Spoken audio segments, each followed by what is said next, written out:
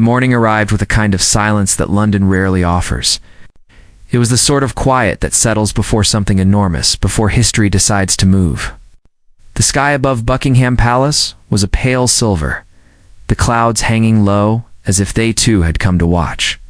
Streets that were normally filled with the noise of buses and bicycle bells were now lined wall to wall with people. Thousands of them.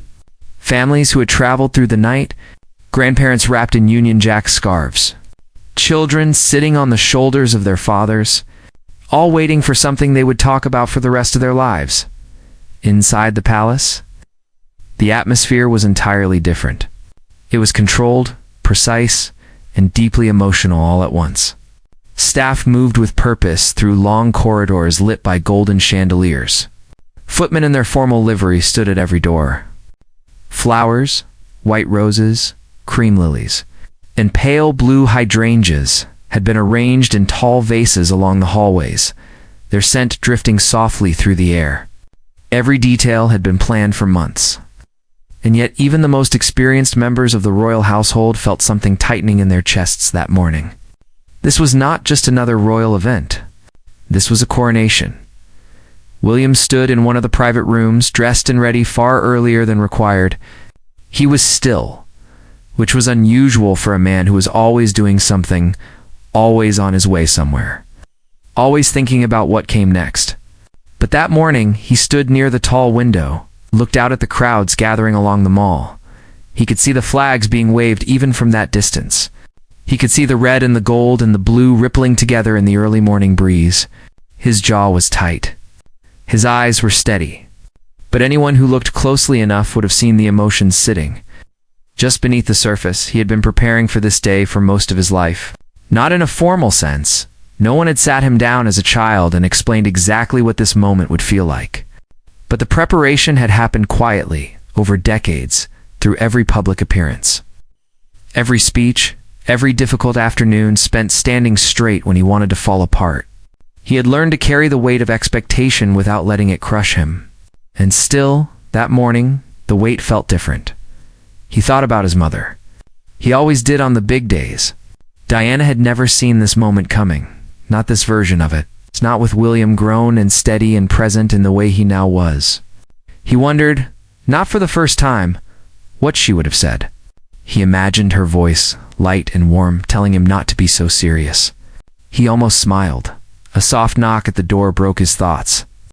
A member of the household staff entered and spoke quietly, confirming the schedule. Everything was moving on time. The procession would begin within the hour. William nodded, thanked the man by name, turned back to the window for one final moment. Down the corridor. In a room surrounded by mirrors and soft morning light, Catherine was being helped into her gown. It was an extraordinary piece, ivory and silver, structured at the bodice, flowing gently at the hem, embroidered with delicate symbols that told a quiet story about the country she had come to represent. Her hair was being carefully arranged, and her hands were resting still in her lap, though her eyes were bright and alert in the reflection. She was not a woman who showed nerves easily. Over the years, she had walked into rooms full of cameras and expectation with a composure that seemed almost effortless. But those who knew her well knew that the stillness was not emptiness. It was focus. She was thinking about every detail, every step, every moment that would unfold over the next several hours. She was thinking about her children, who would be present today, and who would carry the memory of this day with them always. She was thinking about what it meant to stand beside William on a day like this. Her tiara was placed gently onto her head by steady, experienced hands. The diamonds caught the light immediately, scattering tiny points of brightness across the ceiling and walls. One of the dressers stepped back and looked at her with a kind of expression that needed no words. Catherine looked at herself in the mirror for a long moment. Then she took a breath. In the nursery rooms on the upper floor, the children were being dressed by their nannies. George was calm and focused, understanding more than most boys his age what the day meant. He stood straight while his jacket was adjusted and asked a quiet question about where he would stand during the ceremony. Charlotte, bright-eyed and full of energy even in the early morning, kept turning to look out the window at the crowds below, fascinated by the sheer number of people. Louis was being managed gently, his energy contained just enough to keep his outfit intact. Outside, the crowds had grown even larger. People had been camped along the route since the previous evening, wrapped in blankets on folding chairs, sharing flasks of tea and sandwiches in the dark. Some of them had done this before, had stood in the same cold and waiting for the kind of moment that only royal occasions can produce. Others were experiencing it for the first time, having traveled from across Britain and beyond. There were visitors from Australia, Canada, New Zealand, and dozens of other nations, all connected by history and by curiosity and by the simple human desire to witness something real and rare. The military bands were already in position along parts of the route, their instruments gleaming, their uniforms pressed sharp. Officers on horseback moved in slow, controlled arcs, keeping the crowd steady and orderly. Cameras were positioned at every angle. Journalists spoke in low, reverent tones into their microphones. The whole city had transformed itself overnight into something ceremonial and magnificent. And then, just as the clock inside the palace began its approach to the appointed hour, William and Catherine came together in the main hallway. They looked at each other, not with the performed warmth of a public moment, but with something quieter and more private. A look that carried all the years and all the preparation and all the love and all the responsibility in a single breath. He offered his arm. She took it, and together they walked toward the door. The doors of Buckingham Palace opened, and the world seemed to hold its breath. It was the kind of moment that television cameras try to capture, but never quite manage the feeling in the air. The collective tightening of thousands of throats. The way the sound of the crowd shifted from a steady hum to something much larger and more alive. When William and Catherine appeared at the top of the steps, the noise that rose from the mall was extraordinary. It was not simply cheering.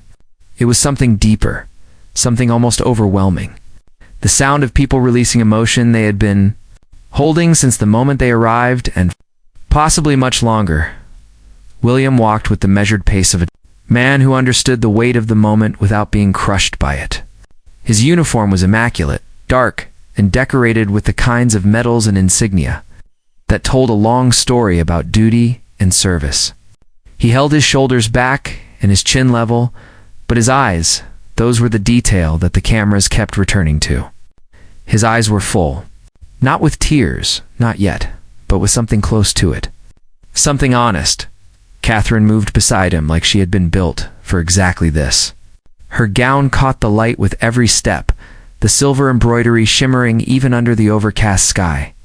Her tiara sat perfectly still, and her posture was flawless, but it was her expression that stopped people in their tracks. She was not simply performing composure.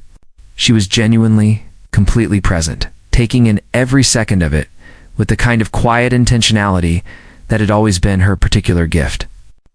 She looked neither overwhelmed nor distant. She looked like a woman who knew exactly where she was and why it mattered.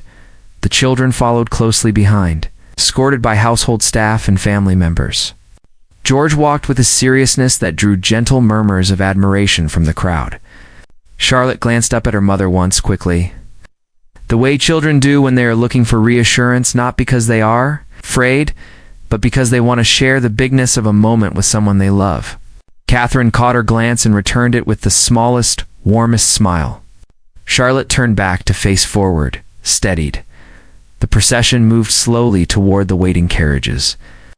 The gold of the state carriages gleamed even under the gray sky.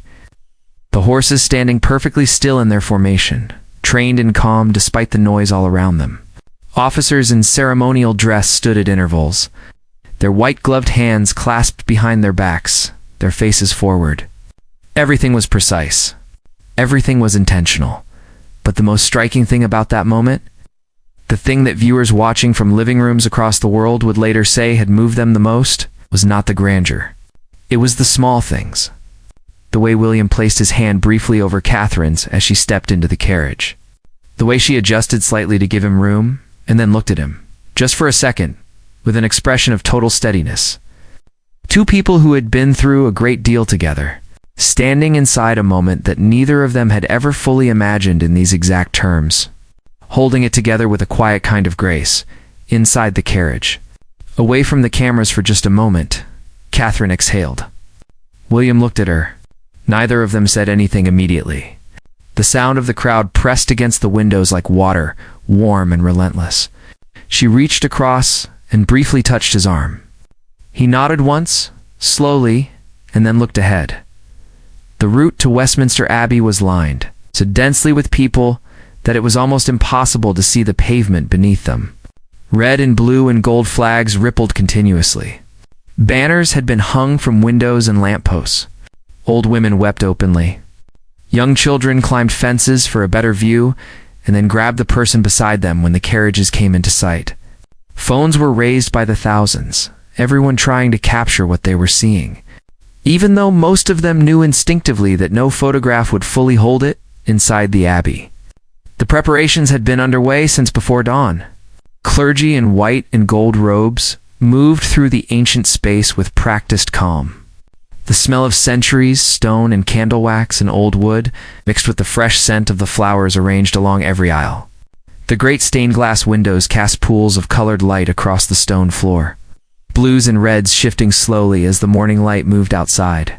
Hundreds of guests were already seated, their formal dress adding to the extraordinary tableau. Foreign dignitaries, prime ministers, heads of state, representatives of charities and communities from across the United Kingdom and the Commonwealth. Every seat had been chosen with thought. Every detail of the order of service had been debated, refined, and finalized over many months. And yet, even with all of that planning, there was a quality to the space that morning that no amount of organization could fully account for. Westminster Abbey, when it is full and waiting. When the candles are lit and the choir is ready and the stone arches are pressing down with all their centuries of witness, creates a feeling in the body that is difficult to name. It is not quite reverence and not quite awe. It is something older than either. The abbey fell very quiet as the moment approached, and then the sound of the carriages arriving carried through the great wooden doors. And every head in that ancient space turned, and every breath shortened. And the quiet became the kind of silence that only arrives when something truly important is about to happen. The doors began to open. The great west doors of Westminster Abbey swung open fully, and the light from outside spilled across the ancient stone floor in a broad golden wash. The crowd outside had been enormous and loud, but inside the abbey the atmosphere was completely different. It was the silence of a held breath. Hundreds of people seated in centuries-old pews, all turning at once toward those open doors, all feeling the same electric stillness that arrives when something that has been long anticipated is finally, actually. Here, William and Catherine entered together. The sight of them in that doorway, framed by the great stone arch, is a pale morning light behind them. Their formal dress, extraordinary against the dark wood and ancient stone, produced a reaction that rippled instantly through every person present. It was not loud. No one cheered inside the abbey. But the feeling moved through the space like a current, a collective recognition of something rare and significant. Heads of state, who had attended events of enormous consequence across decades, leaned slightly forward. Elderly guests who had witnessed many great royal occasions pressed their lips together. Members of the abbey choir, well-trained and professional, found themselves briefly unable to look anywhere else. William walked into that space the way he had walked into every difficult and important space of his life, with steadiness, with purpose, and with something that could only be called earned dignity. He was not performing confidence. He had arrived at it through years of things that had required it. It showed in the way he moved, unhurried and clear, his eyes forward. But the abbey itself seemed to affect him. As he passed beneath the first great arch and felt the full weight of the place settle over him, the centuries of coronations, the memory of his grandmother, the memory of his mother's funeral in this same space, something shifted briefly in his expression. It was a tightening, barely visible, quickly controlled, but it was there, and the cameras found it. Catherine walked beside him, and what she gave to that moment was extraordinary in its own right. She was not merely alongside him. She was a presence. The gown she wore, extraordinary in its construction, seemed designed for this space specifically, the ivory and silver responding to the candlelight in a way that was almost warm, almost breathing.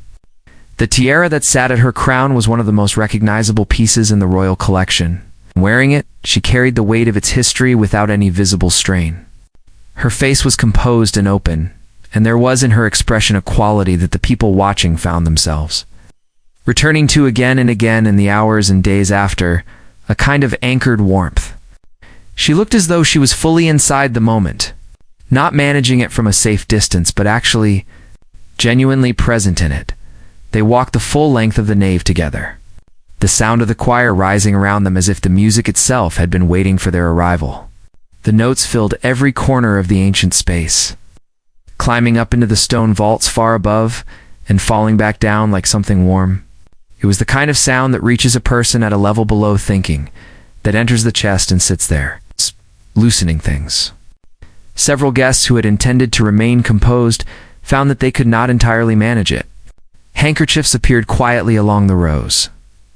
George walked behind his parents with a seriousness that was striking in someone so young. He had been briefed carefully, and he carried that briefing with him like a small, steady flame, aware of every step, aware of where he was and what it meant, not frightened, but genuinely sobered by it. He had his father's eyes, and in them that morning was the beginning of understanding. Charlotte moved with more visible feeling, her gaze moving across the abbey with wide-eyed wonder, the colors of the stained glass, the height of the arches, the sea of formal guests, all of it enormous and unlike anything a child could easily absorb. She stayed close, held herself together, and every now and then looked at her parents with the quiet reassurance that they were still there. The king and queen were already present, waiting at the high altar in the manner prescribed by centuries of tradition. The sight of them arrayed in the full ceremonial weight of the occasion brought the full significance of the day into sharp focus. This was not simply a grand event. It was a transfer of something ancient and enormous, a continuation of a chain of responsibility that stretched back further than most people allowed themselves to think about. William understood this in his bones. He had been understanding it his entire life. But standing inside Westminster Abbey, walking toward it, was different from understanding it in theory. He reached the position assigned to him and turned. And for a moment, he and his father held each other's gaze across the space. It was brief, a second, perhaps two, but it contained everything that could not be said in that setting. All the years, all the complexity, all the love and difficulty and duty that passed between fathers and sons in a family like this one. William gave a small, almost imperceptible nod. The king's expression shifted, just for a moment, into something private and real. Catherine found her position with the quiet precision she brought to everything. And when she turned and stood still, the full effect of her presence in that space was visible to everyone. She was not the central figure of the ceremony, that role belonged to others, but she was, in the minds of many watching, the emotional core of the day. The person who gave it warmth, the person who reminded everyone watching that beneath the ceremony, beneath the gold and the stone and the ancient ritual, there were real human beings living through a real and extraordinary moment. The choir shifted into the next movement, and the ceremony began. And in the pews, in living rooms, in the streets outside, in houses across the country and across the Commonwealth, people watched and felt something they did not have neat words for, a pride, a tenderness, a strange and genuine love for something that connected them to each other and to a long story that was still, even now, being written.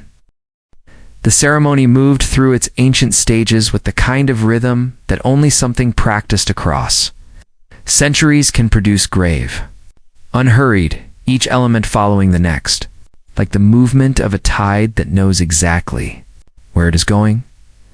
William stood through the early portions of the service with a stillness that those close to him would later describe as remarkable. He was not distant. He was listening. Really listening, the way he had learned to do in difficult moments, absorbing rather than performing. The words of the liturgy, words that had been spoken in various forms in this space for nearly 1,000 years, settled around him in the candlelit air, and did something to him that the cameras could sense, even if they could not fully see it.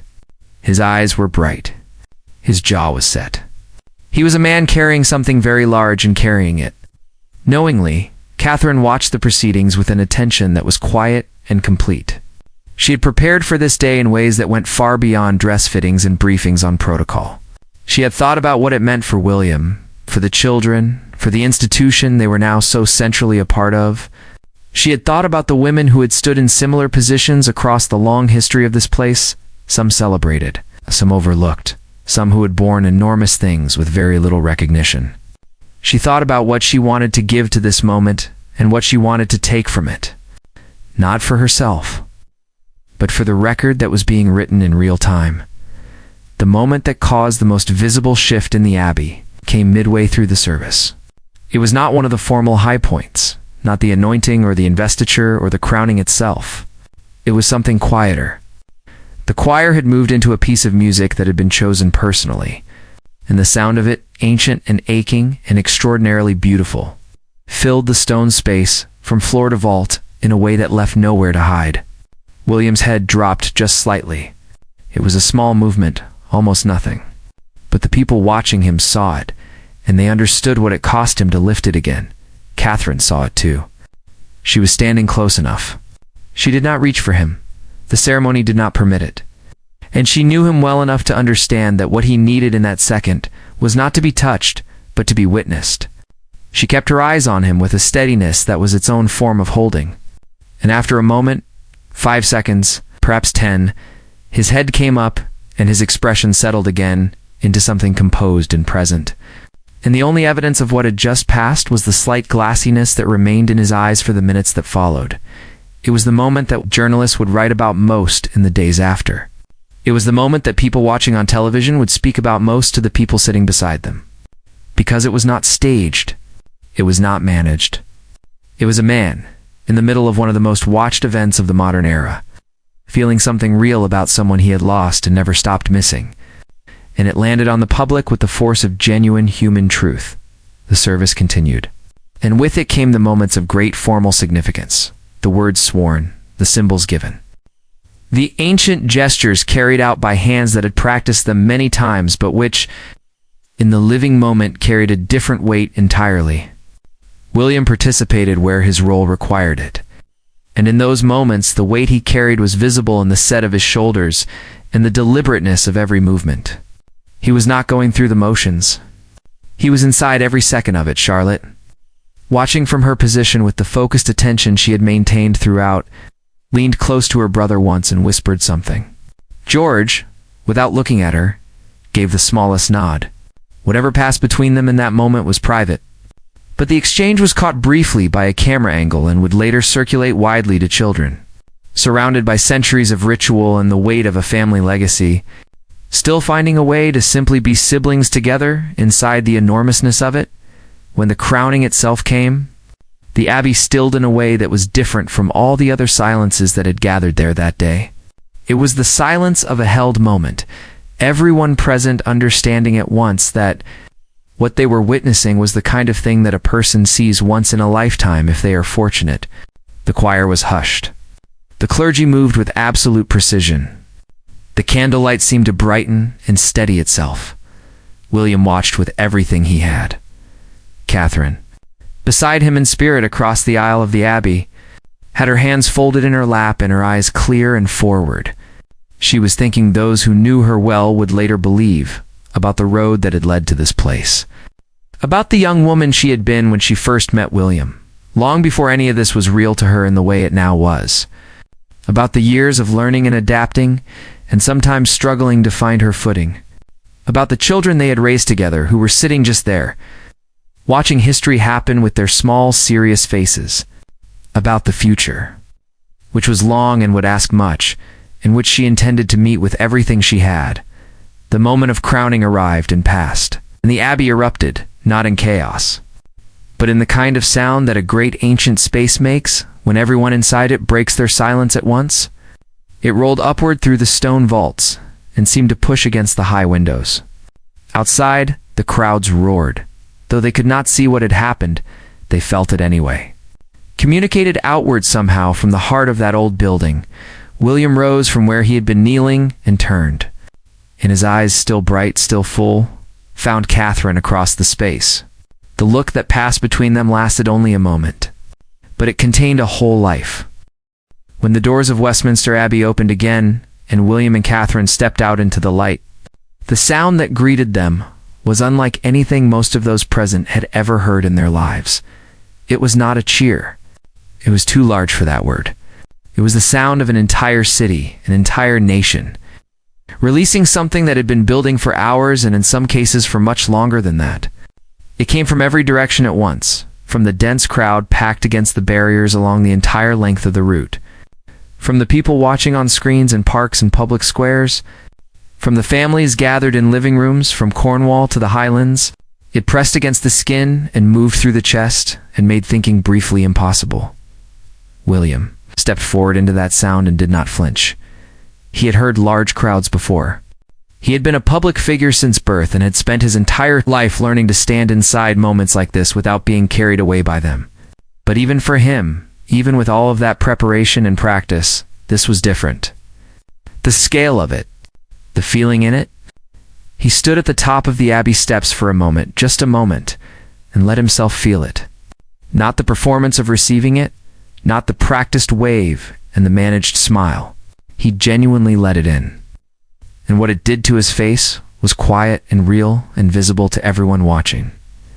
Catherine came to stand beside him, and the sight of the two of them together at the top of those steps, framed by the ancient stone of the Abbey and the grey-white sky above London, became instantly one of the defining images of the day. She was extraordinary, the gown catching the light, the tiara steady, her expression carrying everything it needed to carry. She looked out at the crowds with an openness that was one of her defining qualities. A willingness to genuinely engage with the scale of what was happening, rather than retreat from it behind ceremony and distance. She raised her hand in a wave, and the sound from the crowd, if it was possible, grew. The children emerged behind them, and this produced its own wave of feeling from the crowd. George, serious and straight, managed the steps carefully. Charlotte came next, and paused for just a half-second at the top, looking out at the sea of people with an expression that combined wonder and composure in equal measure. Louis, youngest and most naturally himself in any setting, looked out at the crowd with something close to delight and was quickly and gently guided into position by a watchful aide. The procession back to the palace was transformed, in feeling from the journey that had brought them there. That morning the route had carried anticipation, everyone moving toward something unknown. Now it carried something different.